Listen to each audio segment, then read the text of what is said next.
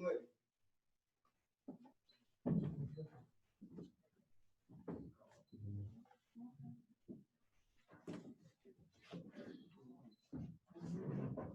Muy buenos días.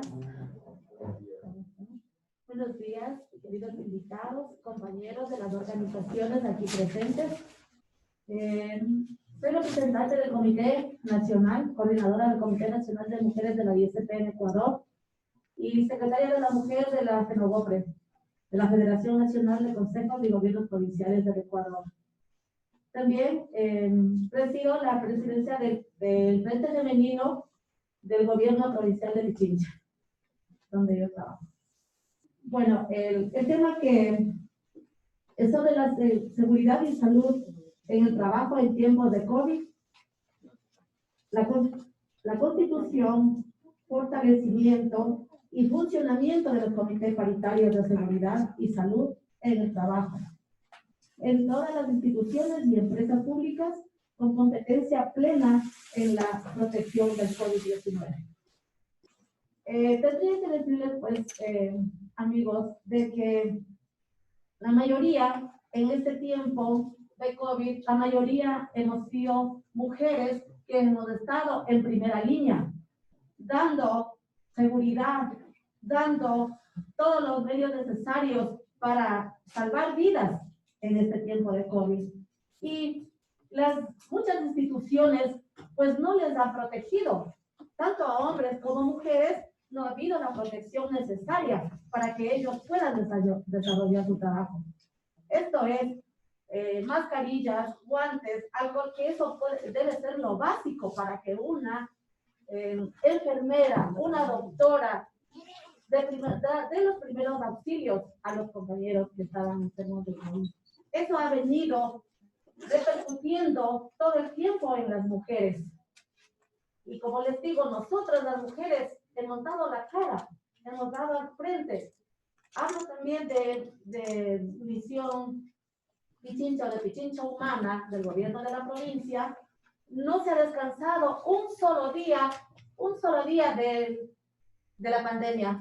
Desde el 17 de marzo hasta hoy han estado las compañeras doctoras, las compañeras enfermeras, dando la cara, ayudando. Pero igual, ahí la compañera prefecta, ella lo ha dado las bases, ella lo ha estado ahí presente, ella como persona, y lo ha dado la protección de seguridad. Pero en las demás instituciones, como les digo, no ha habido eso, no ha habido ese respaldo para que puedan ellas responder. Entonces nosotros, pues hoy pedimos pues a ustedes, ¿no? Si así Dios quiere, nos llega a pasar y estamos seguros que nos pasará, que estoy hablando también después, porque esto va a seguir, esto es la temporada de COVID, esto va a seguir, esto no se va a terminar ya. Entonces yo lo que solicito y pido es que se ayude con todos los medios de seguridad para que pueda responder la gente profesional hacia esta dura enfermedad que nos estamos enfrentando en Ecuador. Eso es, amigos y compañeros, muchísimas gracias. Muchas gracias a Rosa Aguilar del Comité Nacional de Mujeres para recapitular y fortalecer la idea que ha planteado. Lo que se está proponiendo es la constitución, fortalecimiento y funcionamiento de los comités paritarios de seguridad y salud en el trabajo en todas las instituciones y empresas públicas con competencia plena en la protección del COVID-19. Ahora quiero dar la palabra a Manuel Cuenca de la Federación Nacional de Obreros de los Gobiernos Provinciales con el tema la seguridad social. Manuel tiene la palabra. Permítanme primeramente saludar a mis compañeros trabajadores de las diferentes organizaciones que están aquí presentes, a nuestro compañero Iván Martínez, presidente de la Federación Nacional de Servidores Públicos del Ecuador, a ustedes, señores candidatos, señoritas, a la Asamblea Nacional, a usted, señor vicecandidato a la vicepresidencia de la República del Ecuador. Te recibimos con los brazos abiertos aquí, las organizaciones. Hemos planteado unos temas que ya se van y seguirán yendo, concurrando conjuntamente con ustedes. Rescatar también Para nosotros, el candidato asambleísta Samaniego ha sido el puente para poder tener esta reunión presencial con ustedes aquí, en este salón de la CONACYT.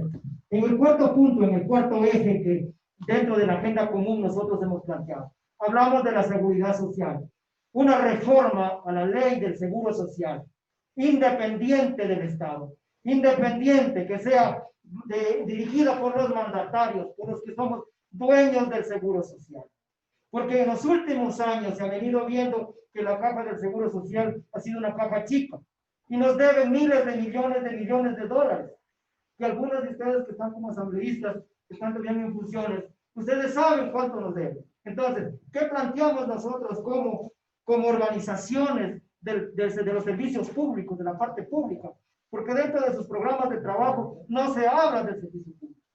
Entonces queremos nosotros plantear y comprometerles a ustedes como candidatos a la asamblea y a usted como candidato a la vicepresidencia, ¿qué va a hacer su movimiento en caso de que sea electo presidente y vicepresidente y asambleístas? ¿Cómo es que vamos a llevar adelante esta reforma de la ley al seguro social independiente, que sea independiente del Estado y que nos permita ser nosotros quienes administremos, conjuntamente con las tres partes involucradas, el Estado, los empleadores y por parte de los trabajadores? Los últimos años ha sido unilateral, han decidido por nosotros que somos los que tenemos el seguro social, han decidido por nosotros. Solamente ha estado una parte y los trabajadores no hemos sido tomados en cuenta. Entonces, queremos comprometerles a ustedes, señores candidatos a la Asamblea Nacional y señoritas, y a usted, señor candidato a la vicepresidencia de la República del Ecuador, ¿cuál sería la solución que le vamos a dar a este tema, que somos miles y miles de asegurados en el seguro social? Muchas gracias por su presencia acá. Creo que saludamos la presencia de ustedes. Es fundamental sentarnos a una mesa, mirarnos a los ojos y desde ahí construir mejores días para el país. Muchas gracias. Bienvenidos. Gracias, Manuel. Para reforzar la idea que se plantea en la agenda común respecto a este tema, lo que se propone es la refundación de la seguridad social basada en un régimen de cogobierno bajo tres elementos fundamentales: la autonomía frente al Estado, el poder equitativo de sus mandantes y la solidaridad. Ahora quiero dar la palabra a Iván Bastidas de la Confederación Nacional de Servidores Públicos de Servicios Públicos de la CONACYT, quien se va a referir al tema referente a las alianzas público-privadas y también a las instituciones de servicios públicos. Iván. Muchísimas gracias, estimado Adrián. Bienvenido, estimado ingeniero Carlos Rabascal, candidato a vicepresidente de la República por UNES. Bienvenidas, candidatas a la Asamblea y candidatos. Un honor tenerles aquí en la Casa del Servidor Público. Pero también es necesario decir cuántas leyes, cuántos acuerdos, cuántos decretos se han creado en tiempo de pandemia para tener sometido al servidor público. Y estoy hablando del decreto 1053, y estoy hablando de la ley orgánica de apoyo humanitario, que no sé qué le vean de humanitario en esa ley. Y estoy hablando también del acuerdo ministerial 0124, donde que hasta la fecha se están despidiendo servidores públicos de alguna manera, dejando a un lado los convenios y tratados internacionales.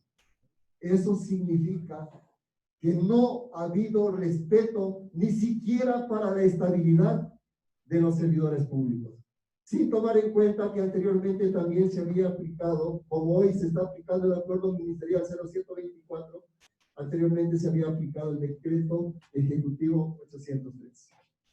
Solamente quiero señalar también que nosotros estamos preocupados porque primero se respete la estabilidad, porque el gobierno que entre debe considerar que los acuerdos y decretos que vulneran derechos deben ser inmediatamente abolidos. Señor candidato a vicepresidente, señores candidatos y señoras candidatas, debe tomarse en cuenta cuántas leyes y acuerdos han sido creados últimamente y se han vulnerado derechos.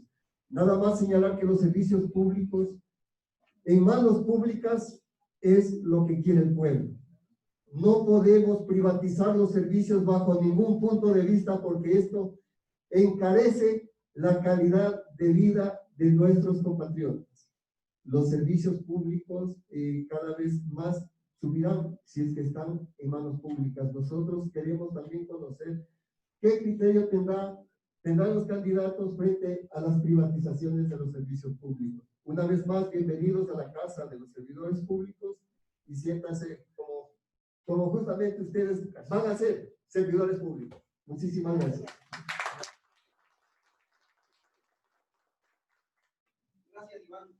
El tema central de este punto relacionado que acaba de mencionar Iván tiene que ver con que se propone la derogatoria de la Ley Orgánica de Incentivos para las Alianzas Público-Privadas del año 2015 y también la Ley Orgánica de Ordenamiento de las Finanzas Públicas del año 2020, emitido en este gobierno, leyes que han promovido la privatización de las empresas públicas.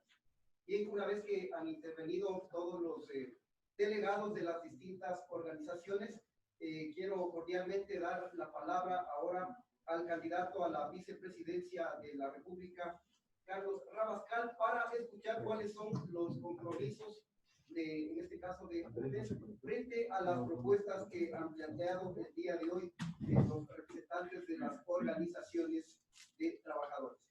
Tiene la palabra, por favor. Bueno, muchas. Hola. Hola. Bueno, la verdad es que no creo que necesite micrófono, estamos tan cercanos todos. Primero, muchas gracias por recibirnos. Muchas gracias por permitirnos conversar, porque de esto se trata. Se trata de encontrar causas comunes para el desarrollo del país. Se trata de encontrar causas comunes para sacar a nuestra gente de la crisis. Evidentemente, hoy estamos muy golpeados como país. Estamos muy golpeados por la crisis económica antes de la pandemia. Yo quiero recordarles que la... no nos escuchan. Que tenemos personas conectadas. Ya. Ok, ahí sí me escuchan. Sí. Estoy un poco incómodo con la mascarilla, entonces me voy a parar para alejarme de ustedes y poder hablar. ¿Sí? O me voy a hacer un poquito más atrás. Tranquilo. Con la mascarilla es difícil, yo no sé si les pasa a ustedes, pero no solamente es difícil hablar, sino también es difícil escuchar.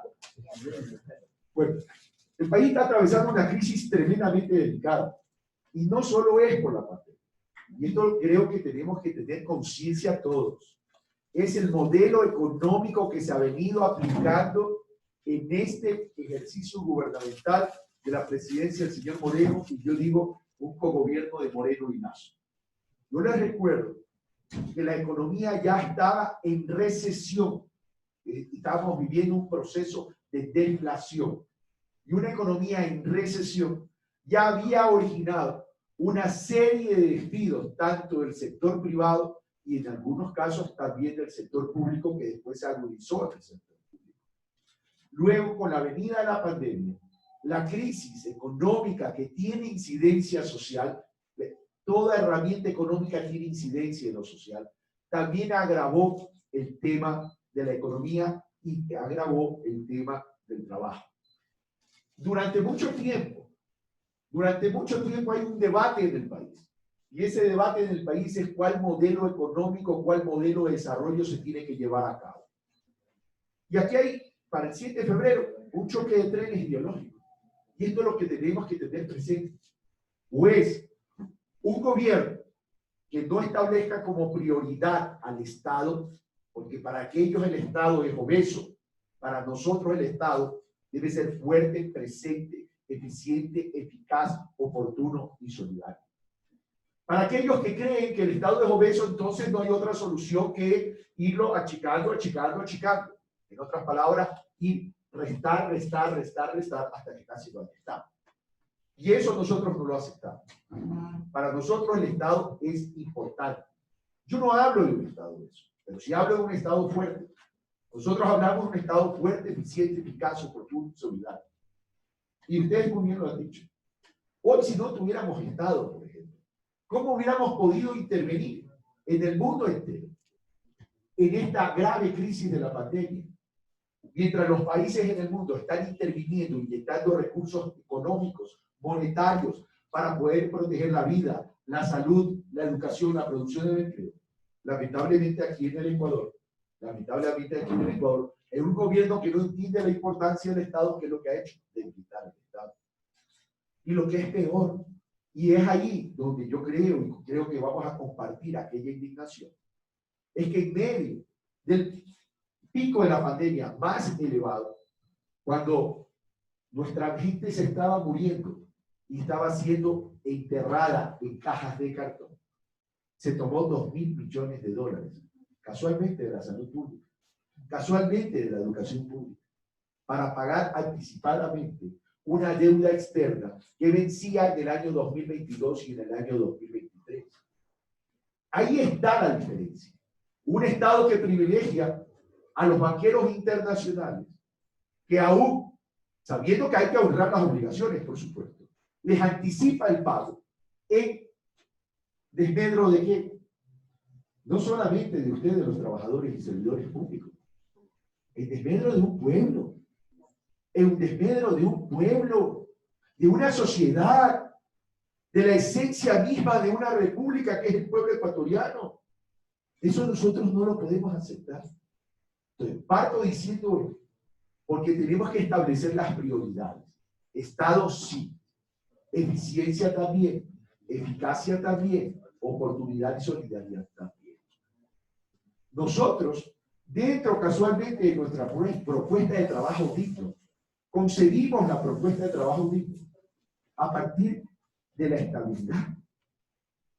A partir de la estabilidad y a partir de la seguridad social. En estos 3 años y medio se ha destruido trabajo, se ha destruido empleo, tanto en el sector privado, tanto como en el sector público. Manuel, ¿sí? Tú has mencionado el tema de la seguridad social, Manuel. Es tremendamente importante y permíteme desarrollar el tema de la seguridad social. Primero, que te digo, es, sí, la seguridad social ya tiene una estructura constitutiva. Y ha sido una equivocación, un error y un horror que no se incorpore dentro de esa estructura constitutiva la representante de los trabajadores. Y yo no lo estoy diciendo ahora porque soy candidato. Lo dije cuando ejercí los 15 años de periodismo y de comunicación. Y lo vengo diciendo a través de mis análisis.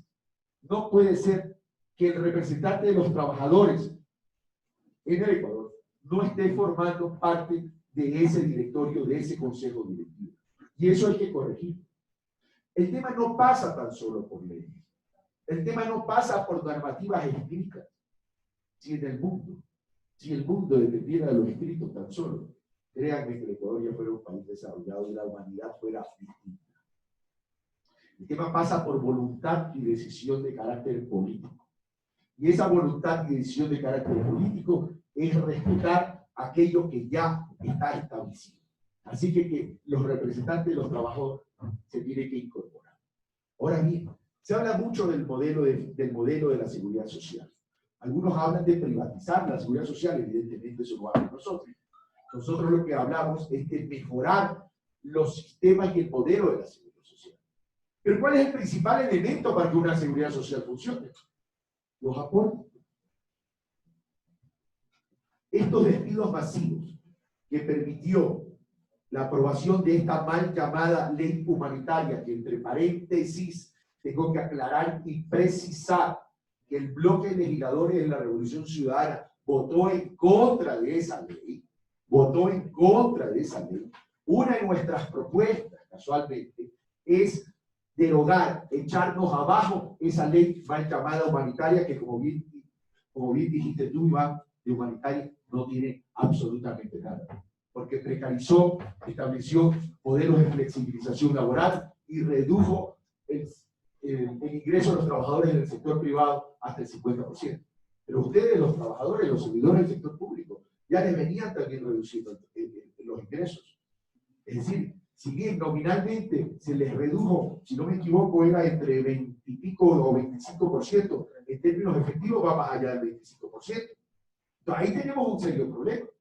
Porque si la seguridad social se alimenta de los aportes, ¿qué tenemos que hacer? Primero, devolverle los ingresos a los trabajadores, tanto públicos como privados.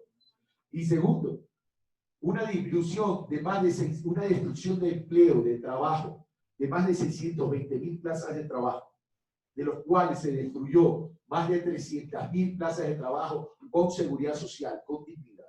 ¿Qué va a causar? Va a causar una afectación a la seguridad social, al sostenimiento de la seguridad social. Hoy en día, esa seguridad social tiene una afectación, ¿saben de cuánto? De 30 millones de dólares mensuales. 30 millones de dólares mensuales. Una afectación de tal naturaleza es tremendamente grave. Y eso no se resuelve tan solo diciendo hay que cambiar el modelo de gestión, ¿no? Lo primero que hay que hacer en el Ecuador es recuperar el trabajo digno con seguridad social para incrementar el universo de afiliados, para que exista incremento también de aportes a la seguridad social. Ese es el primer paso que hay que darle para darle sostenibilidad, para darle permanencia a la seguridad social. Yo les recuerdo que para un jubilado, para un afiliado pasivo o jubilado, se requiere 8 afiliados activos. 8 afiliados activos. Hoy estamos en 5 y yendo para abajo. Ese es el primer paso que tenemos que atender. Si bien la incorporación del representante de los trabajadores del sector de los trabajadores es importante y hay que hacerlo, si bien hay que derogar esa ley mal llamada humanitaria, lo que tenemos que hacer entonces es recuperar el trabajo del Ecuador. Andrés Arauz, nuestro candidato a la presidencia de la República, me ha delegado a mí la recuperación del trabajo, y voy a decir trabajo más allá del empleo, porque tiene una dimensión mucho más amplia, y que por si acaso, de una vez lo descargo, no tiene nada que ver con precarización y con flexibilización laboral, sino que tiene que ver con un sistema de trabajo a partir de economía social solidaria, sistema cooperativo, pero para mí con trabajo digno y con seguridad social. ¿Sí? Me han delegado la recuperación del trabajo, me han delegado la reactivación del sector productivo y la equidad territorial. Pero primero tenemos que ver en cómo enfocamos la recuperación del trabajo.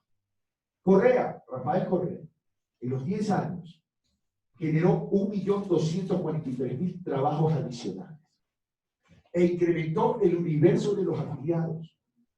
Y nosotros tenemos que entonces asumir ese reto. ¿Cómo recuperamos el trabajo para hacer que la seguridad social sea sostenible? Hemos planteado 800.000 plazas de trabajo en 4 años. Trabajo con seguridad social. ¿Sí? Pero tenemos que ir mucho más allá. No solamente hay que crear esas 800.000 plazas de trabajo con seguridad social, sino que tenemos que ver cómo generamos mayor fuente de ingresos para la seguridad social. Y esa mayor fuente de ingresos de seguridad social es y tiene que estar orientada a incorporar a nuevos actores de la población económicamente activa para que puedan aportar a la seguridad social. Por ejemplo, profesionales independientes. En Colombia, por ejemplo, los profesionales, para poder emitir una factura dentro del libre ejercicio profesional, ¿qué se les exige? Estar al día con la seguridad social. Es decir, hay una obligatoriedad que otros actores de la población económicamente activa contribuyan con el sostenimiento de la seguridad social. Y de esa manera, entonces, tenemos que comenzar a buscar nuevos mecanismos de incremento de los aportes y de incremento de los afiliados. Más afiliados, ergo, más aportes.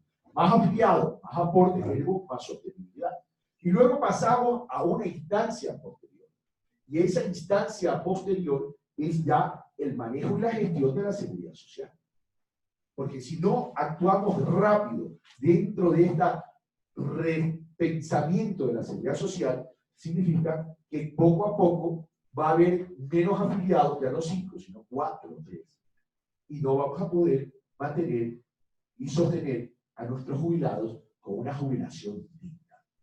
Tenemos también que ver que el tema de la seguridad social no es un problema solo del Ecuador, es un problema mundial. Es un problema mundial. Porque más hay otro tema. Hay una tendencia.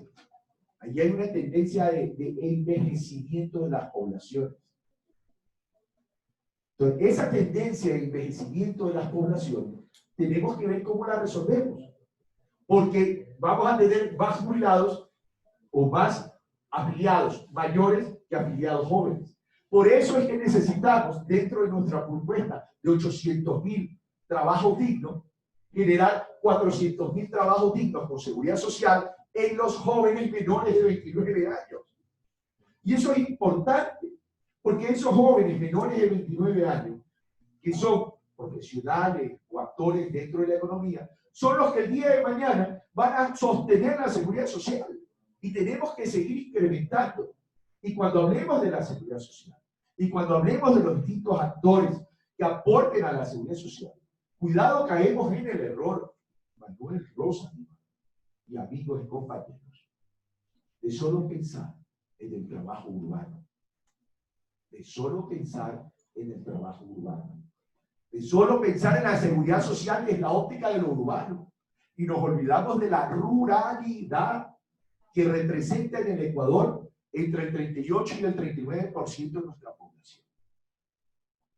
Y yo les paso un dato que para mí es fundamental que lo tengamos claro, porque este tipo de reuniones, Manuel, Iván, Rosa, nos permite que nos permite una gran reflexión social, pero también una conciencia ambiental.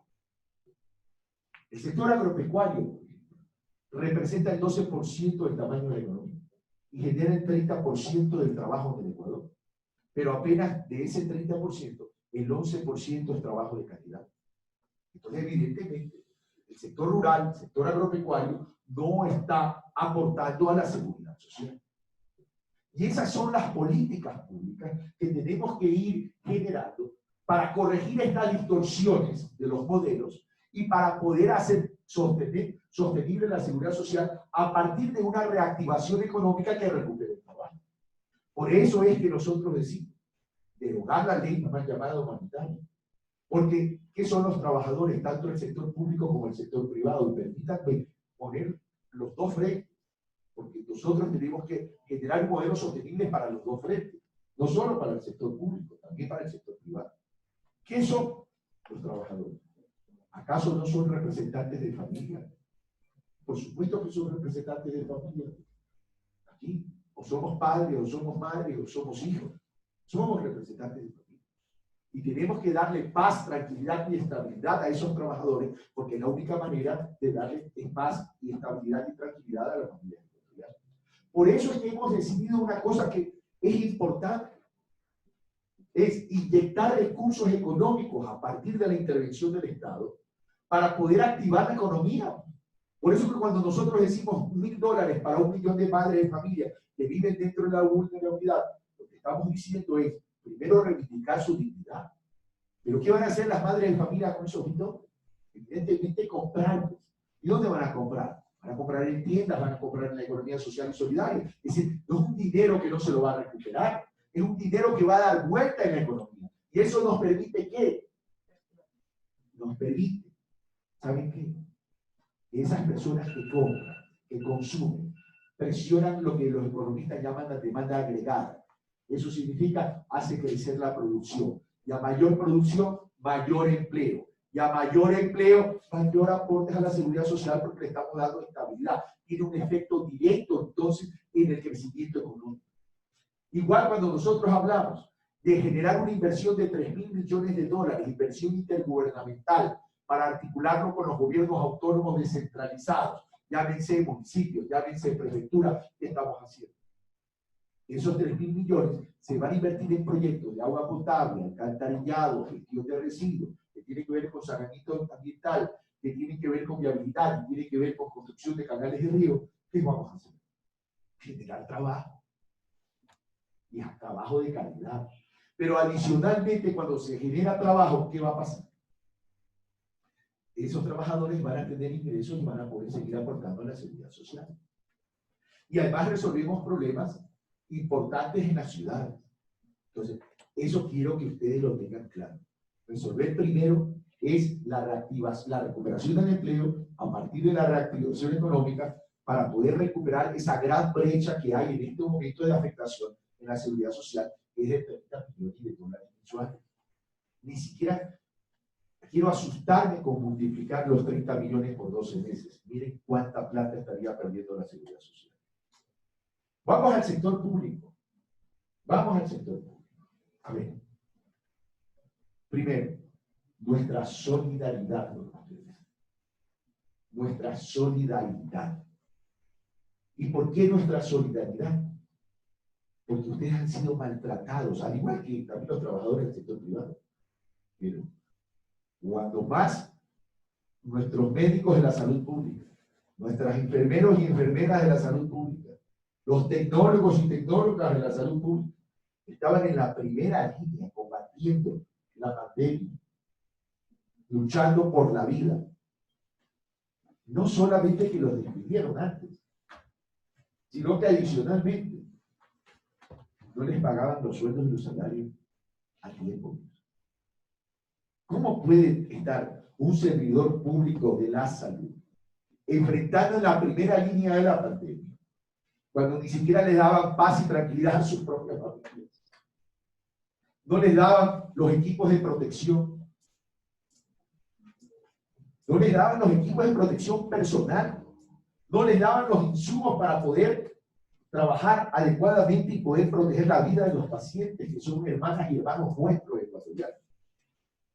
Hemos decidido reincorporar a los servidores públicos de la salud pública y también de la educación pública y también de la educación pública. Y voy más allá. ¿Cómo tienen que crecer o cómo tienen que verse a los servidores públicos en términos de no solo estabilidad, de tranquilidad, sino de un fortalecimiento del Estado a nivel de brindar ese servicio público? Tiene que ir en relación al crecimiento demográfico del país, pues. Porque si la población crece, pregunto, ¿hay que reducir la salud pública? ¿Hay que reducir la educación pública? ¿O hay que incrementarla y fortalecerla? Eso es evidente, cae por su propio peso. Pero aquí entra otro ingrediente, el ingrediente de la equidad territorial. El ingrediente de la equidad territorial. Porque no se trata tan solo de decir, vamos a incrementar en tanto, sí, pero ¿cómo lo vamos a distribuir? Pues en las 24 provincias, en los 221 cantones pues, de la patria pues, ecuatoriana. Porque cuidado, solamente quedamos en lo general y afectamos el concepto de equidad territorial. Entonces tenemos que comenzar a trabajar en ese sentido. En un nuevo modelo de gestión pública que respete y que vaya acorde con el crecimiento de la población. La caballería. La caballería.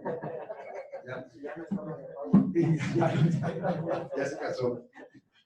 Pues, tenemos que ir en relación a ese crecimiento de la población, pero también en términos de eficiencia.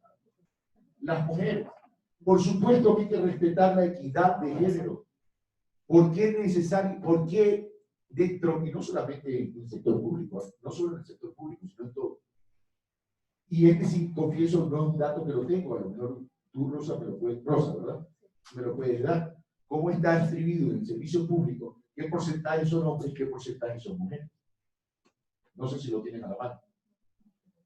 Pero bueno, ese es un tema que también hay que trabajar en términos de equidad, por supuesto. Por supuesto que hay que trabajar en aquello. Y en lo otro que se ha hablado, en términos de la ley mal llamada humanitaria, mi querido Iván, ya lo hemos dicho. No es que lo estamos diciendo ahora. Lo dijimos desde el momento que se aprobó esa ley mal llamada humanitaria. Esa ley la vamos a echar abajo. Pero ¿para qué? Se requieren votos en la Asamblea Nacional Legislativa. Así es sencillo. Por eso que decimos que nosotros somos un equipo de trabajo. ¿Sí? Porque podemos ganar la presidencia y la vicepresidencia, pero si no los tenemos a las señoras, señoritas y señores, para que voten mayoritariamente, para echarse abajo esa ley, o para aprobar nuevas leyes que garanticen la estabilidad del servidor público, que garanticen la estabilidad, la paz y la tranquilidad de los trabajadores, para que garanticen la equidad de género en el servicio público. No vamos a tener los votos para derogar o aprobar las leyes. Y ahí es importante que tomemos conciencia ciudadana crítica, que lo que nosotros estamos proponiendo para ustedes los servidores públicos y para el resto del país, no es un ejecutivo que tenga claro un modelo y un proyecto de desarrollo. Es que ese ejecutivo tiene que tener un equipo de trabajo en la Asamblea Nacional Legislativa, porque si no, no vamos a poder avanzar. Y yo me imagino que dentro de las causas comunes que yo he hablado desde el arranque, ¿verdad? Yo me imagino es que dentro de esas causas comunes, digo, queremos cambiar y transformar el país para construir sobre lo construido, para corregir aquello que estuvo débil, para hacer lo que no se pudo hacer y para reconstruir lamentablemente lo destruido. Y la fuerza laboral al trabajador ecuatoriano se lo ha destruido. Entonces, nosotros entendemos la dignidad a partir del respeto de los derechos de los trabajadores. Nosotros entendemos que esa dignidad que reivindica los derechos de los trabajadores tiene que estar sustentada en la estabilidad y en el pago de salarios dignos. Pero también dentro de esa dignidad de la reivindicación de los derechos de los trabajadores, tenemos que respetar el derecho de aquellos trabajadores que ya se jubilaron. Porque no es que los vamos a tratar como ancianos, no es que los vamos a tratar como personas que ya no son productivas, porque tenemos que tratarlos como seres humanos, que tenemos que recordar con memoria histórica que estuvieron en la fuerza laboral, que aportaron a la seguridad nacional, a la seguridad social, y que contribuyeron de una u otra manera cada uno dentro de su instancia con el desarrollo del país y con el crecimiento económico del país. No es cuestión de decir, allá porque son ancianitos, adultos mayores, como se llama ahora, hay que olvidar. Si casualmente para poder darles una vida digna, es que tenemos que volver a recuperar esos 8 afiliados activos para tener un afiliado pasivo que es jubilado. Esa es la identidad que tenemos que construir conjuntamente. Sí, la seguridad social incorporando al representante de los trabajadores, por supuesto. Pero se trata también de plantear un modelo de gestión dentro del Estado ecuatoriano, porque el Estado ecuatoriano también participa. Recordemos que ahora está el famoso 40%. Entonces, no se trata de que la seguridad social sea una caja chica. No, cuidado que hay un error.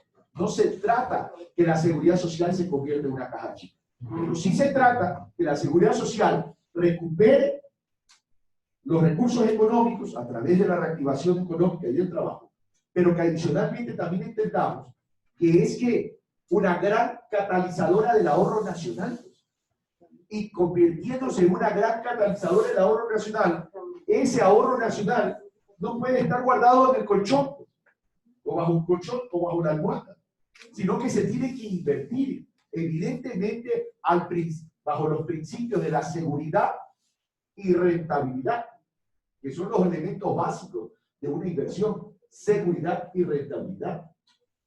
Y esa inversión que salga de la seguridad social, porque tiene que generar rendimientos financieros, económicos, para hacer crecer el tamaño del patrimonio de la seguridad social, tiene que estar orientado aquí a sostener la jubilación, pero también a sostener la seguridad en términos de salud pública de nuestros afiliados. Y ahí tenemos que ser inteligentes. Es decir, hemos tenido un modelo de gestión adecuado, y cuando hablo de modelo de gestión, hablo de modelo de gestión a la interna. No estoy hablando, y de una vez aprovecho, no a las privatizaciones.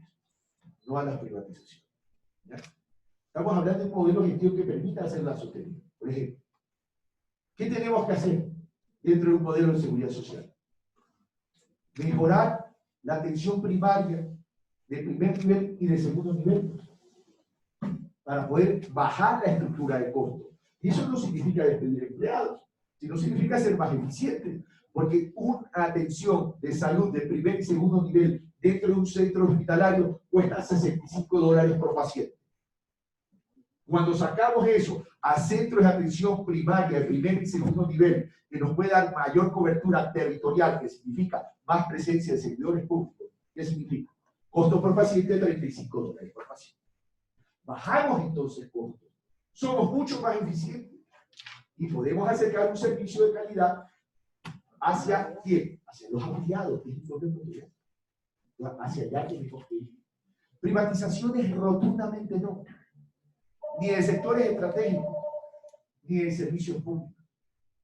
Ahora, hay articulaciones públicas y privadas, sí, eso sí es verdad, que no podemos, yo no he venido aquí a mentir, porque tengo que ser honesto y transparente con ustedes.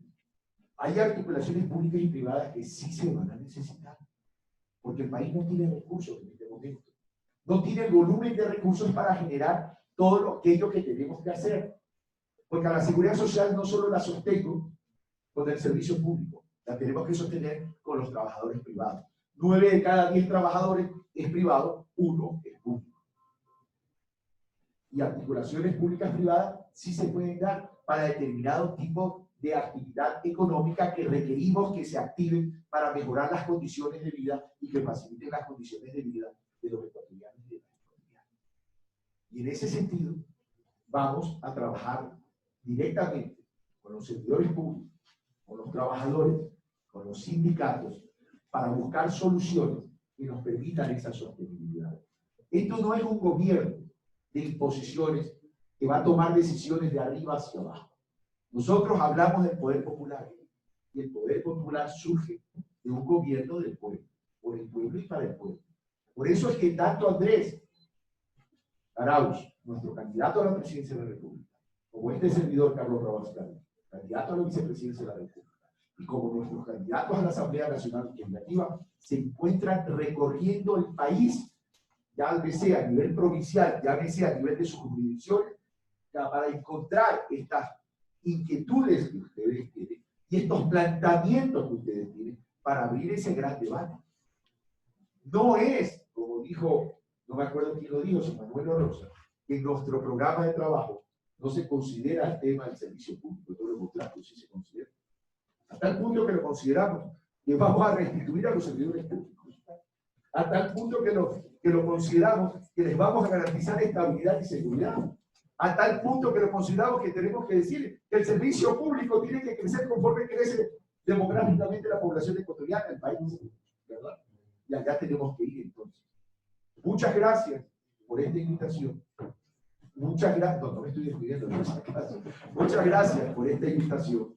Muchas gracias por permitirnos compartir en un pequeño espacio, que seguramente es el punto de partida para otras conversaciones, para otras reuniones, para otras debates, análisis, etcétera, etcétera.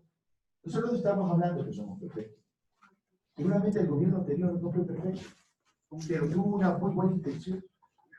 Cuando tú ves que la economía crece 47.000 millones de dólares, 100.000 millones de dólares, no es que la economía crece, crecen las oportunidades para la gente, crece el empleo, crecen las actividades económicas distribuidas territorialmente. Y para nosotros, si 6 de cada 10 ecuatorianos de la población económicamente activa viven entre la vulnerabilidad y la informalidad, está claro hacia dónde tenemos que orientar la política pública.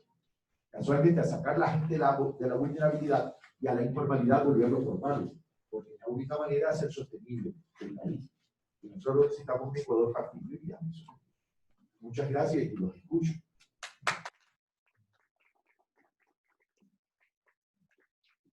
Muchas gracias al candidato a la vicepresidencia de la República, Carlos Rabascal. Es muy importante escuchar los compromisos por parte de la Unión por la Esperanza, que lo acabamos de escuchar en estos momentos, que básicamente tiene que ver con el respeto a la estabilidad laboral, la no privatización de las instituciones públicas, el fortalecimiento de la seguridad social, el respeto al trabajo digno y también lo último que acabo de mencionar relacionado a la restitución de servidores públicos.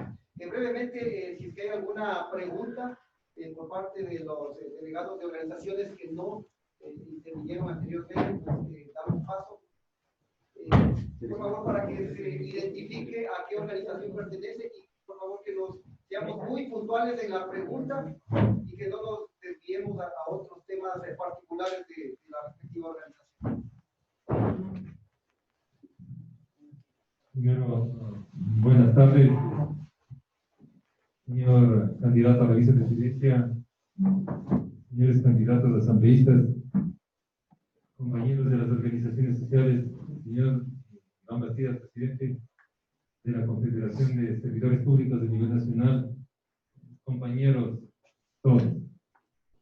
Quien les habla, soy el presidente nacional de los despedidos por el decreto ejecutivo 803. Como bien lo dijo en este momento, el gobierno anterior no fue perfecto. Y una de las imperfecciones fue la creación del decreto 803. Porque usted manifestó, fue en este caso una imposición de Rafael Correa, y que el 27 de noviembre de 2020 fue declarado inconstitucional, para conocimiento de ustedes, si no lo saben. Nosotros representamos, tenemos más o menos más de 70,000 funcionarios públicos que fuimos despedidos. Queremos saber de ustedes, o sea, cuál es el compromiso para con. Entonces, ese es el planteamiento. Usted dice, vamos a dar 800,000 trabajos dignos en 4 años.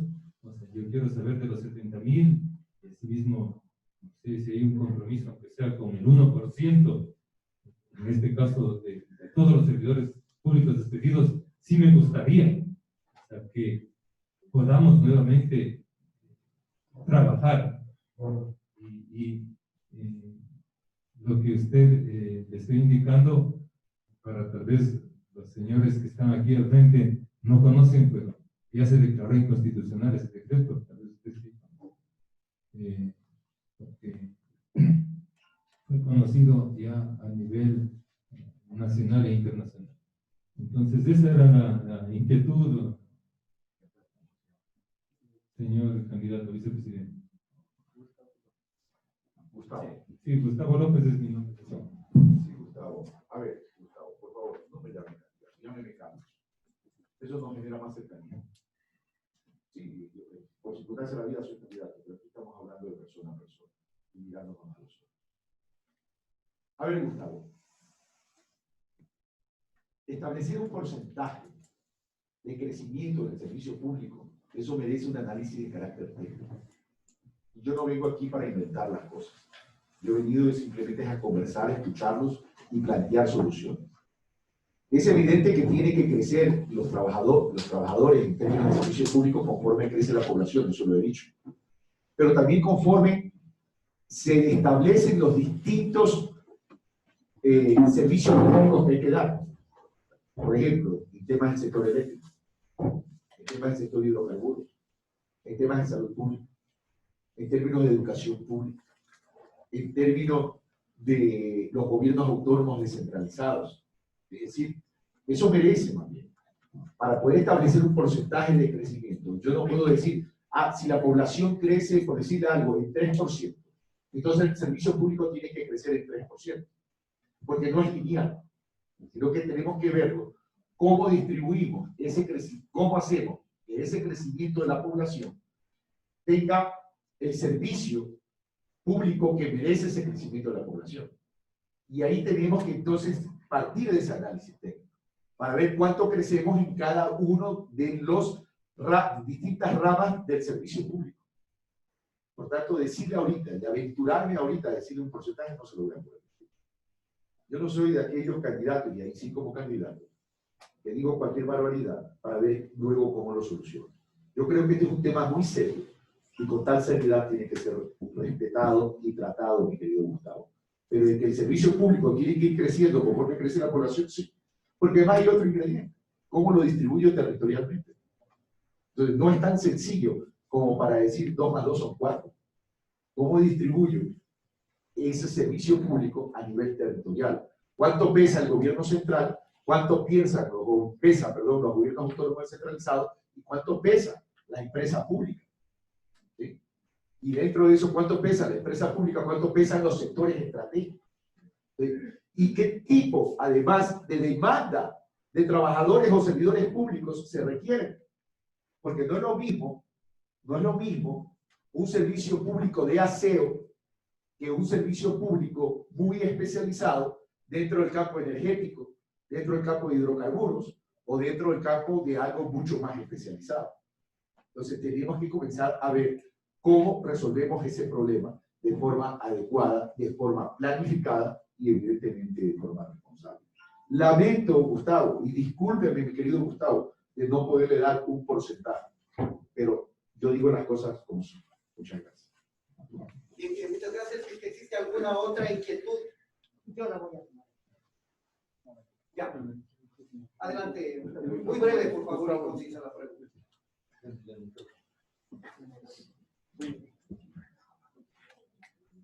Si bien es cierto, usted en su intervención plantea de que está en oposición a la privatización de los servicios públicos, pero en los últimos 13 años, el Seguro Social ha contratado clínicas particulares privadas que ha hecho cargo de diferentes montos. ¿Por qué no fortalecer el servicio mediante el buen servicio social o del Seguro Social? No estamos de acuerdo con eso, que se pague a empresas privadas, que se pague a otras empresas privadas para que nos den la atención a nosotros. Si en el Seguro Social hay médicos calificados, hay médicos que se han despedido y que están en las calles reclamando un puesto de trabajo, ¿por qué se debe pagar a empresas privadas? Para que nos den la atención. Eso sería un tema que lo planteamos también. ¿Qué compromiso vamos a hacer con ese tema? Porque usted dice que está así, correcto, la oposición a la parte privada. Sí, pero el seguro sí lo ha hecho, a la privatización. Pero el seguro sí ha hecho prestaciones de servicios particulares y privadas. Eso es lo mismo. Gracias, Manuel. A ver, no confundamos las cosas. Una, debemos comenzar por la definición de privatización. Privatización es transferir la propiedad. El Seguro Social no ha transferido la propiedad.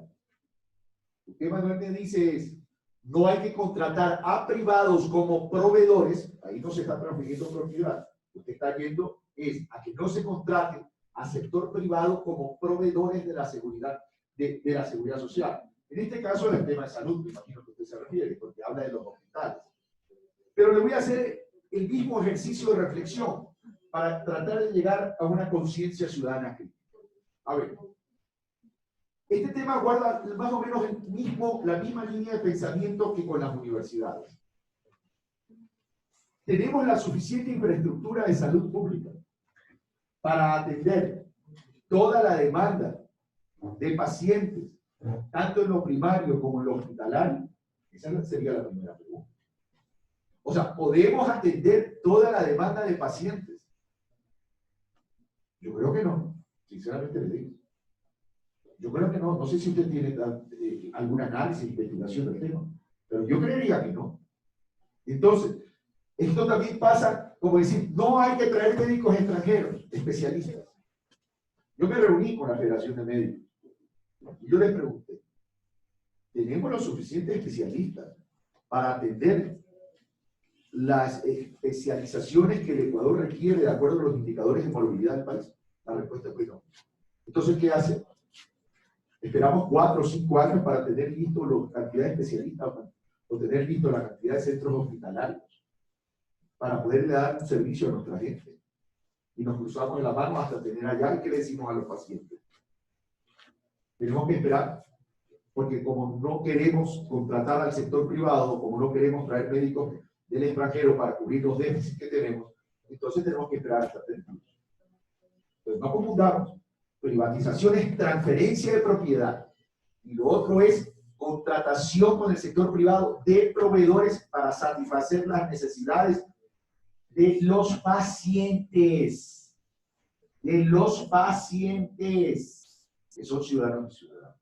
Cuando ya estemos listos dentro del sistema y dentro de la red, y además otra cosa, Manuel, yo les recuerdo que se establece un sistema nacional de salud pública y el sistema nacional de salud pública está integrado por toda la red del sistema de salud pública, Seguridad Social, Ministerio de Salud Pública, que es el rector de la salud pública, ISPA-ISPOR y también centros de salud privados.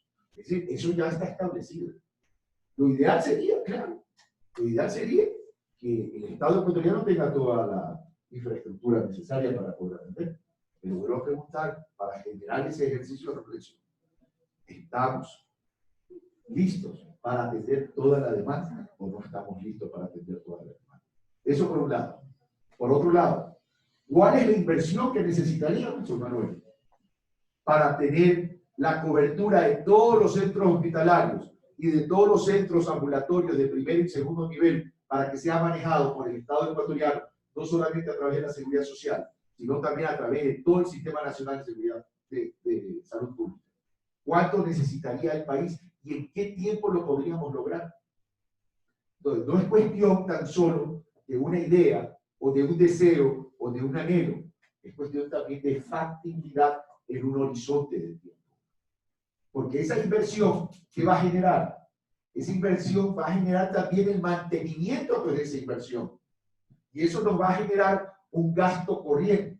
Ahora, la pregunta es, ¿lo hacemos? Perfecto, Manuel, hagámoslo. ¿Cómo lo vamos a sostener? Si estamos con 5 afiliados o menos de 5 por un jubilado.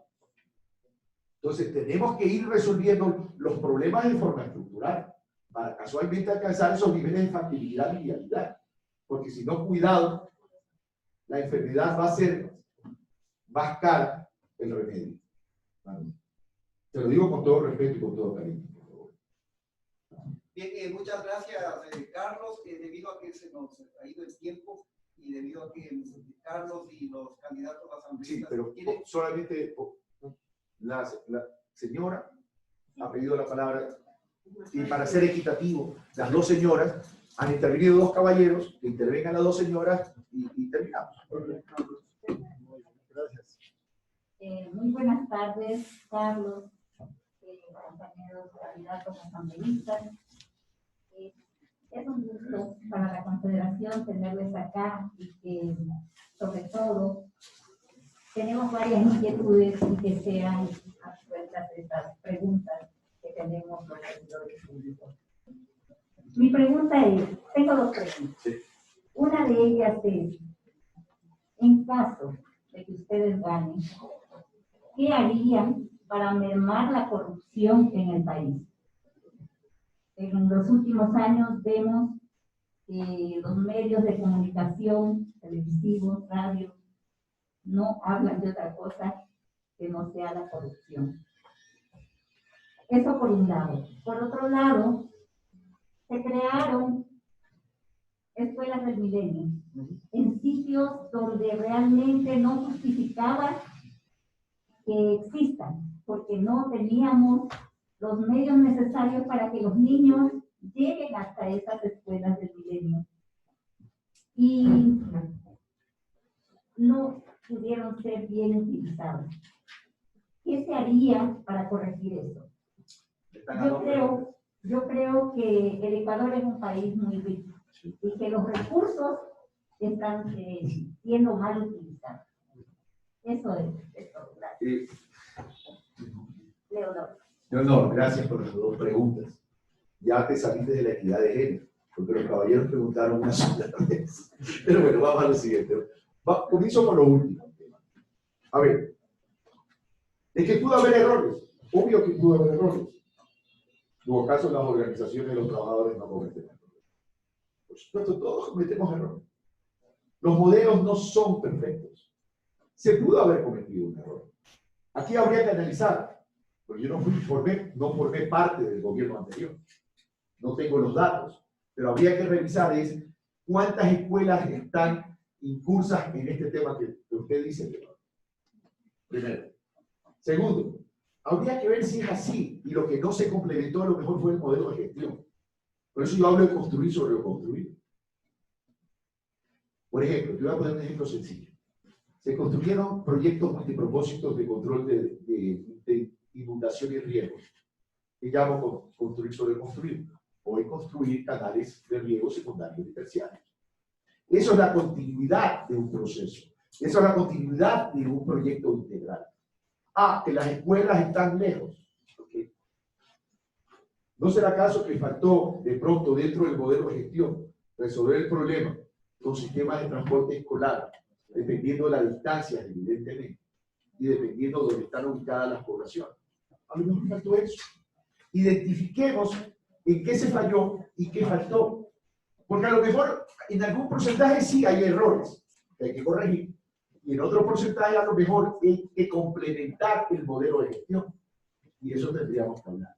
Sobre el tema de la corrupción. Lamentablemente el Ecuador ha perdido la capacidad de debate. Ha perdido la capacidad de debatir abiertamente y profundizar en los análisis.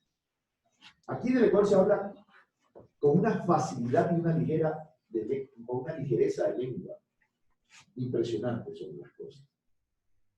Se habla de corrupción de forma mediática. ¿Pero qué han propuesto para luchar contra la corrupción? ¿Qué han propuesto?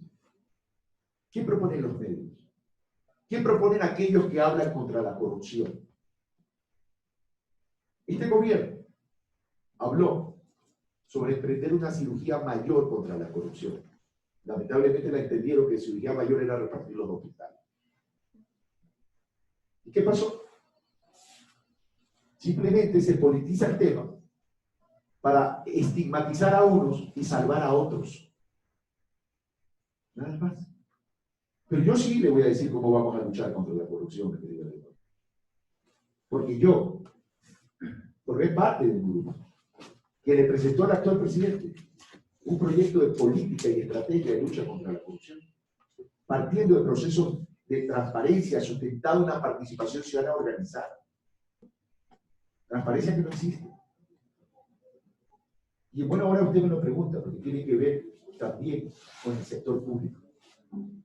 Uno, reformar todo el sistema nacional de contratación pública, eliminando discrecionalidad para que haya adjudicaciones a dedo, pero también estableciendo un gran catastro nacional de contratistas directos e indirectos, entendiéndose como directos los proveedores de esos contratistas, para que nadie que no esté en ese catastro nacional y que no se evalúe año a año no pueda contratar con el sector público. ¿Qué nos permite ese catastro nacional?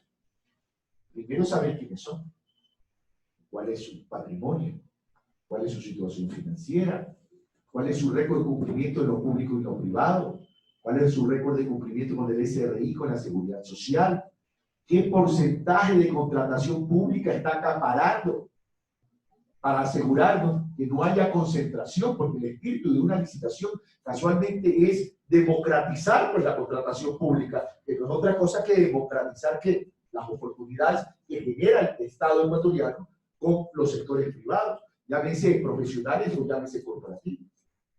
¿Sí? Y ahí vamos a identificar. Pero eso tiene que venir acompañado con un proceso de transparencia. Yo no creo mucho en los organismos de control. Y permítanme ser radical. Para mí el señor Seri es un farsante. Y la Contraloría tiene que ser repensada.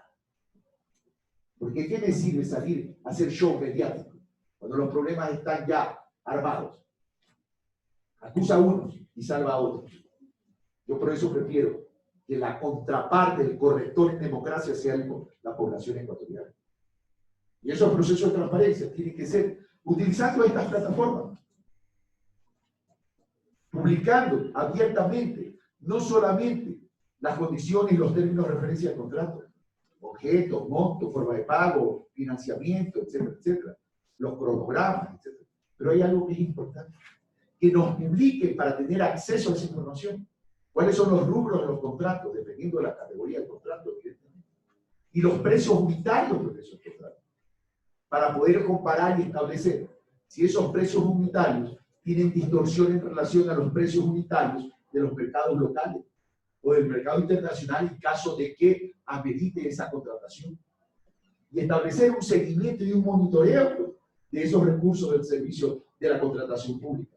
Sistema de facturación electrónica que ya existe. Que ese sistema de facturación electrónica que ya existe permita que aquel que emita una factura por contratación pública, no pueda ser distinto a aquel que está registrado en el catastro nacional para saber el destino de dónde va el dinero.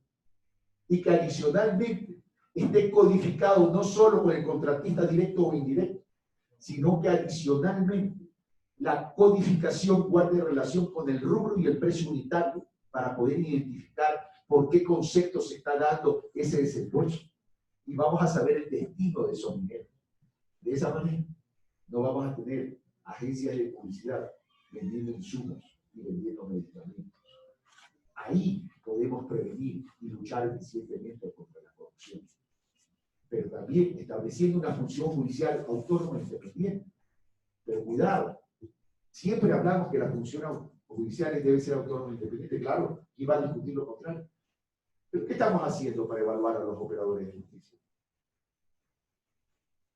¿No será acaso que también hay que establecer un modelo de gestión de evaluación periódica con auditoría de los procesos para ver si se ha respondido a los derechos fundamentales como presunción de inocencia y el debido proceso? Y que a esos operadores de justicia, su estilo de vida guarde relación con su patrimonio y con su ingreso. A lo mejor tenemos que hacer todo eso. Y tenemos que llegar a hacer eso.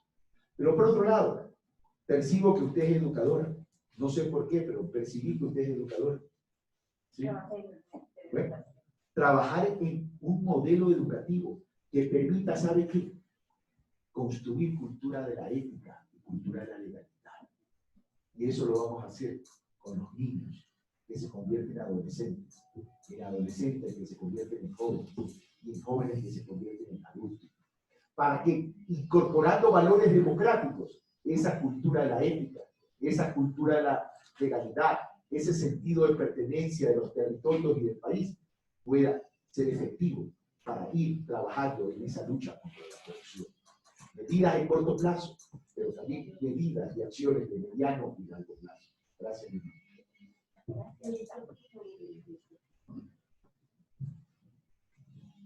Buenas tardes, señores candidatos, señor Carlos Rabascal, señores candidatos a asambleístas, compañeros de la CONACYT, de la UNICEF y los diferentes dirigentes que estamos aquí. Acogiéndome sus palabras, Pablo, quiero hacer una propuesta de reflexionamiento hacia usted y todos los candidatos a nivel nacional. Encantado, por favor. Yo soy Mónica Pulgas. Mónica. Pulgas.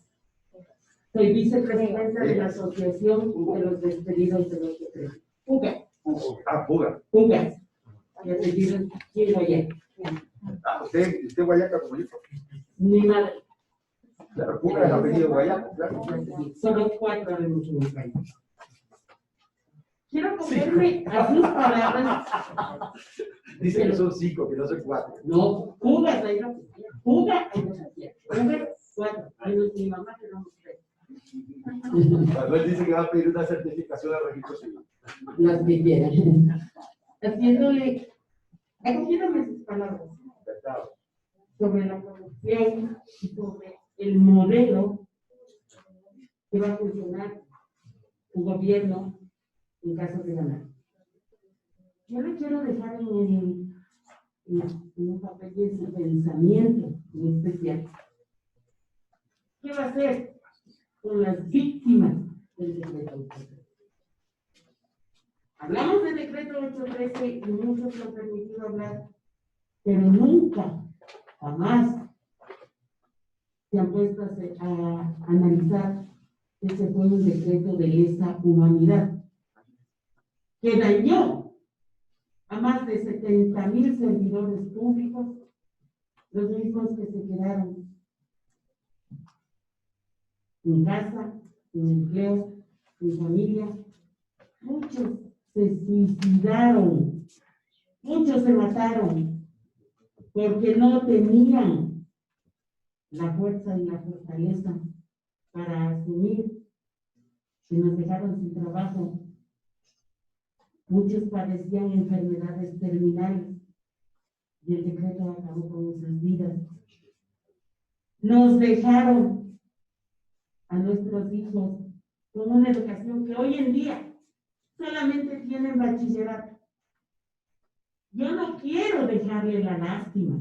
Yo no quiero que nos compadezcan. Yo no necesito que nos compadezcan a los despedidos de los. Necesito justicia. Ya sacamos una sentencia. La inconstitucionalidad. Hasta ahora, las instituciones públicas no nos quitan el incremento. Y estamos luchando por eso. Necesito la reivindicación de mis compañeros fallecidos.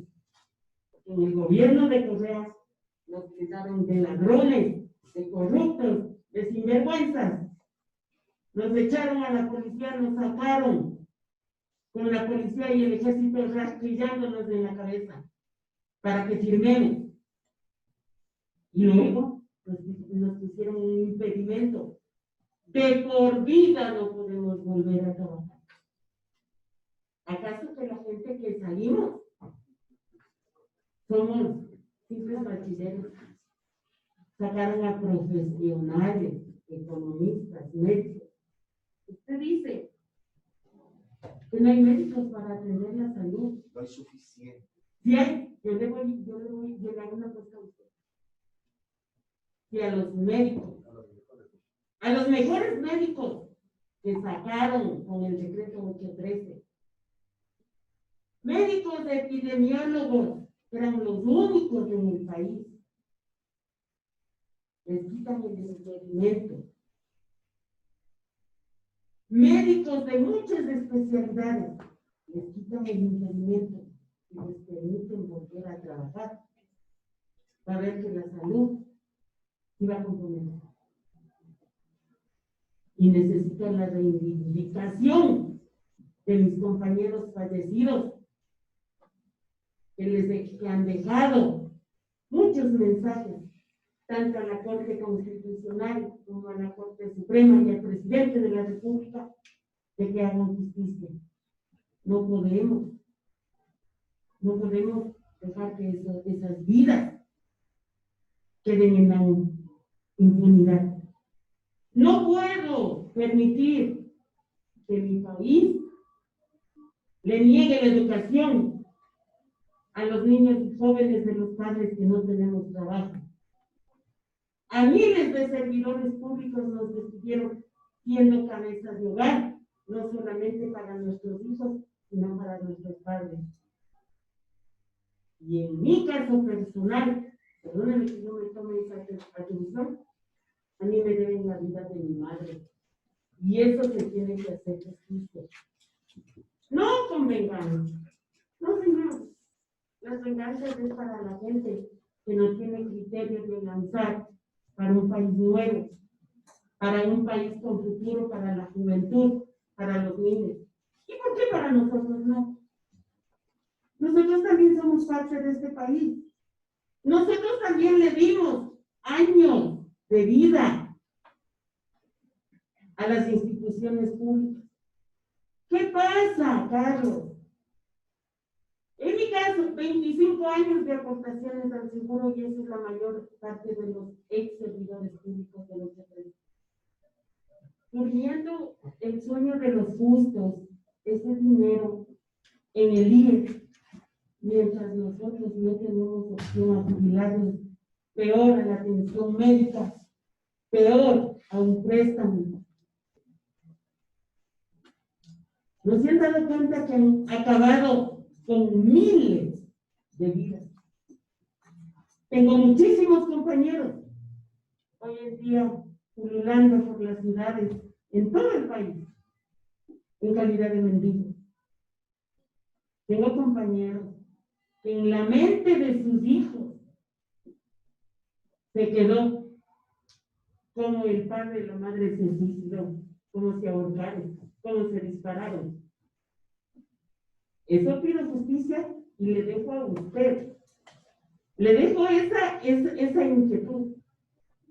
Investigue y lea lo que pasó con las víctimas, no para compasión, para justicia. Gracias, Mónica. Necesito justicia. Gracias, Mónica. A ver, dos cositas en relación a lo que usted ha expuesto. Usted ha expuesto dos cosas.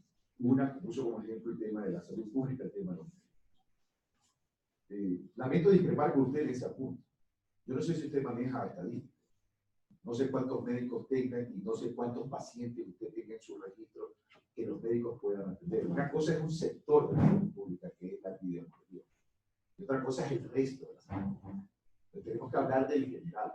No sé si usted sabe cuántos médicos hay, cuántos médicos pueden atender lo que demanda la sociedad ecuatoriana en función de atención. Y habría que analizar eso. ¿Cuánto tiempo se demora un médico en atender a un paciente? tendríamos que analizar eso. Pero bueno, eso es un tema ya de gestión que ya lo hemos conversado. Sobre lo otro, yo le tengo que ser franco y sincero. Yo no conozco el tema de la profundidad. Usted me deja ahí el tema como un ejercicio de reflexión, de inquietud para poder ser investigado. Lo que me comprometo es a hacer eso, a investigar, a conocer, para poder dar una opinión. Usted me dice que hay víctimas. Toda víctima tiene que ser reivindicada, tiene que ser reparada. Eso como principio. Pero como no conozco el tema, me comprometo. Y como les he dicho, yo no hablo de lo que no conozco. Cuando guste le damos información. Encantado, Mónica, encantado. Usted tendrá las puertas abiertas a la vicepresidencia de la República. Encantado. Para poder conocer y para poder opinar y para poder establecer correcciones si hay que establecer correcciones. Eso tenga la certeza y la seguridad que yo actúo de esa forma. Así que te agradezco por dejarme la inquietud. Voy a averiguar, voy a conversar con nuestros compañeros para poder investigar, averiguar y tener un conocimiento previo.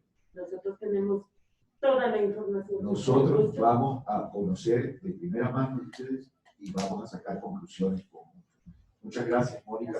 Lamento lo que usted me comenta, mi solidaridad por la muerte de su señora madre, y tenga la certeza que nosotros sí nos duele el pueblo y la vida de nadie. Y estoy hablando de Carlos Rabascal, se compromete a investigar y a conocer con el equipo de trabajo. Muchas gracias, Mónica. Bien, estamos llegando ya a la parte final de este evento. Para escuchar las palabras finales y el agradecimiento, doy la palabra a Iván Bastidas. Bien, muchísimas gracias, estimado Carlos. De ustedes nos recibir un mensaje claro, que no viene aquí a hacer demagogia, que viene a decir lo que sabe y lo que piensa que es para sacar el país adelante. Y esto es importante. En eso podemos coincidir. Les deseamos a ustedes como candidatos la mejor de las suertes, pero también pedimos que exista el compromiso de que de alguna manera se forme una mesa de diálogo bipartito que nosotros hemos venido reclamando insistentemente. Aquí están las organizaciones afiliadas a la Internacional de Servicios Públicos, que son parte del Código de Trabajo, pero que también son de la Ley Orgánica del Servicio Público, de la LUCEP. Consideramos nosotros que debe existir una sola ley para los trabajadores. No podemos. Yo pensaba que ibas a decir una sola vuelta y yo ya estaba contento. No podemos estar permitir que de alguna manera los trabajadores estén calificados como obreros y como servidores públicos. Todos trabajamos para el sector público, tenemos un patrón en común que es el Estado. Y pedimos que se considere esto. Les deseamos la mejor de las suertes, éxito en su campaña y vamos adelante. Muchísimas gracias y bienvenidos a esta casa del servidor público para ustedes.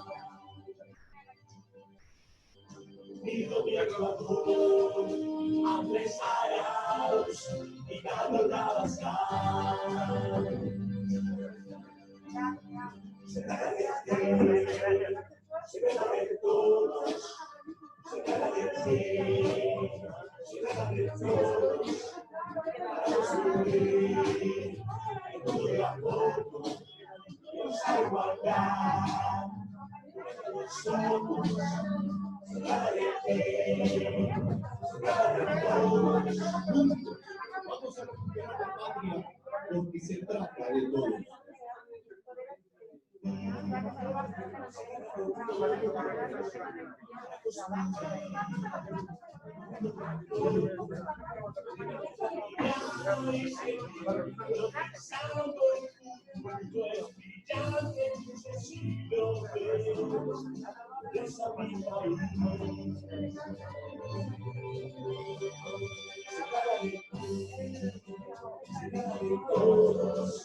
Esa igualdad, mira los ojos, la revolución es el cambio del mundo, es todo para ver. Es mi país, abrazadas y valoradas. Mi gobierno, y valoradas.